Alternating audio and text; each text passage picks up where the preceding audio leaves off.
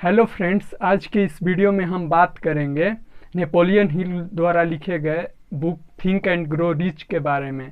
नमस्कार दोस्तों, मैं Abhishek Kumar, independent business consultant, बड़ा बिजनेस। ग्रो रिच बुक के बारे में बात करेंगे। ये बुक में नहीं तो कोई रिच बनने का मैकेनिज्म दिया गया है, नहीं तो फाइनेंस इन्वेस्टिंग का नॉलेज दिया गया है। इस बुक को देखते हमारे माइंड में भी यही आया था कि ये बुक फाइनेंस नहीं तो इन्वेस्टिंग पर होगा, पर ऐसा नहीं था। इस बुक में आदमी के थिंकिंग के बारे में बताया गया है, कैसे कोई पर्सन अपने माइंड को ट्रेंड कर सक्सेस बनता है। इस बुक को लिखने से पहले लगभग 500 अमेरिकन रिचेस्ट पर्सन का थिंकिंग को लिया गया है, जो सभी में ऑलमोस्ट कॉमन था। First, desire. The starting point of all the achievement is desire. Keeping this constantly in mind, weak desire brings weak result. Just as a small fire makes a small amount of heat. बोलते हैं कोई भी achievement का starting point Dzire यानी इच्छा होती है, जो कि हमेशा अपने माइंड में चलती रहती है। अगर छोटा डिजायर होगा तो छोटा रिजल्ट मिलेगा, बड़ा डिजायर होगा तो बड़ा रिजल्ट मिलेगा। जैसे छोटे आग के तिनके से कम हीट मिलता है, बट उसी छोटे तिनके को बर्निंग डिजायर में कन्वर्ट कर सक्सेस की ओर बढ़ा जा सकता है। मेनली 3 टाइप्स ऑफ डिजायर को डिस्कस किया गया है।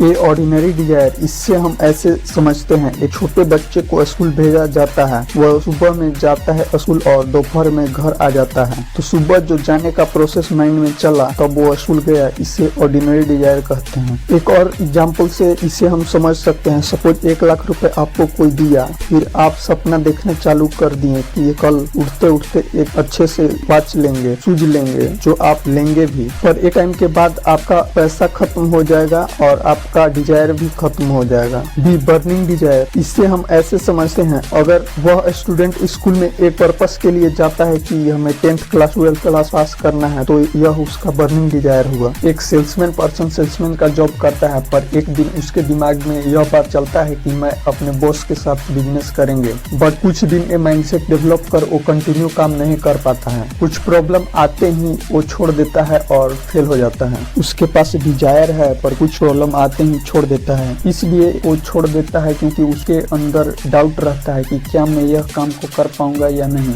जिससे वो फेल हो जाता है। सी, इंटेंस बर्निंग डिजायर। ऑथर के अनुसार यही आत्म बर्निंग इच्छा एक सक्सेसफुल पर्सन के अंदर होता है, जिससे वो अपनी मंजिल तक पहुंच पाता है। ये हमेशा दिमाग को कमांड देते रहता है कि जिससे जो दिमाग और बॉडी उसी के अनुसार ढल जाता है। उसके अंदर 1% भी निगेटिव बात नहीं रहता है। वो कंटिन्यूअस हार्ड वर्किंग करते रहता है पागल की तरह। अगर बीच में कुछ ऑब्स्टिकल यानी और आता है तो उसको हैंडल कर आगे बढ़ता है। एक दिन ऐसा आता है कि वह अपने बुलंदियों पर पहुंच जाता है। जितने भी सक्सेसफुल पर्सन हैं उनके अंदर भी यही क्वालिटी पाया जाता है। एक रियल एग्जांपल से इसे समझ सकते हैं। दशरथ मांझी ने अपने प्यार के खो जाने की वजह से उसने पूरे पहाड़ को छेनी और हथौड़ी से काट डाला, बिकॉज उसके अंदर प्यार के खो जाने का इंटेंस बर्निंग डिजायर था, जो उससे कंटिन्यूअस काम करने में हेल्प किया। उसी तरह इंटेंसिव बर्निंग डिजायर को आप बिजनेस में इंप्लीमेंट कर सक्सेस की ओर बढ़ सके हो कि मुझे 1 साल बाद इससे टॉप पर पहुंचना है। आप ऑलवेज मनी के बारे में नहीं सोचो, आप अपने प्रोडक्ट को स्किल करने पर ध्यान दो, नहीं तो आप पैसा के पीछे प्रोडक्ट खराब कर दोगे, जिससे आपका लॉस ही लॉस हो जाएगा। आप प्रोडक्ट को इम्प्रूव करो ताकि सक्सेस की बुलंदियों पर पहुंच पाओ। Second, auto suggestion. आप अपने गोल को,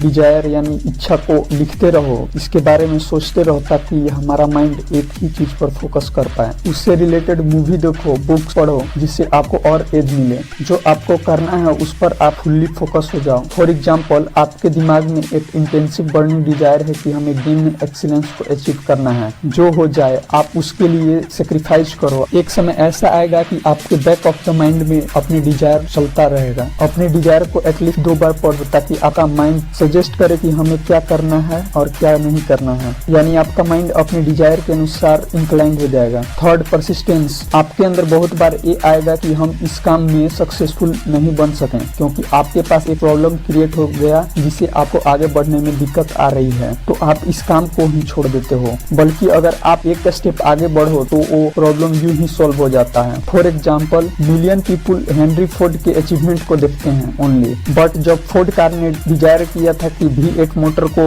बनवाएंगे जिसमें 8 सिलेंडर होगा। उसने अपने इंजीनियर को इंस्ट्रक्शन दिया कि इंजन का डिजाइन बनाओ, पर सभी इंजीनियर ने इम्पॉसिबल बोल दिया, ये नहीं हो पाएगा। उन्होंने हार मान लिया। फिर एक बार सभी इंजीनियर को चांस दिया गया, फिर नहीं हो पाया। फोर्ड ने डिसाइड किया कि हमें एनी कॉस्ट इस इंजन को बनाना ही है, फिर चाहे जो हो जाए। फिर उसने एक्सीलेंस इंजीनियर को चुना तथा कुछ इंजीनियर को बाहर से लाया। फिर एक बार और सभी इंजीनियर को चांस दिया। आप शॉक्ड हो जाओगे कि फाइनली प्लान सक्सेसफुल हो गया, फोर्ड जीत गया। फोर्ड का सक्सेस का एक ही मंत्र था, थिंक एंड ग्रो रिच। उसी तरह आपका जो भी डिजायर है उसके लिए आप लास्ट स्टेज तक लड़ते रहो, एक दिन न एक दिन सक्सेस जरूर मिलेगा। For master of your fate and captain of your soul. Author बोलते हैं, I am the master of my fate because हमारे दिमाग में एक क्लियर है कि हमें डेस्टिनी तक जाने में कौन रास्ता सही है और कौन नहीं, हमें किस रास्ते से जाना है। हमें डेस्टिनी तक जाने में जो भी प्रॉब्लम होगा उसे हैंडल कर जाएंगे जरूर। Captain of soul means power, जिसे अपने थॉट्स को कंट्रोल कर आगे बढ़ पाओ। आपका ब्रेन मैग्नेटाइज्ड हो जाएगा आपके थॉट में, जिससे आप अच्छे से काम कर पाओगे।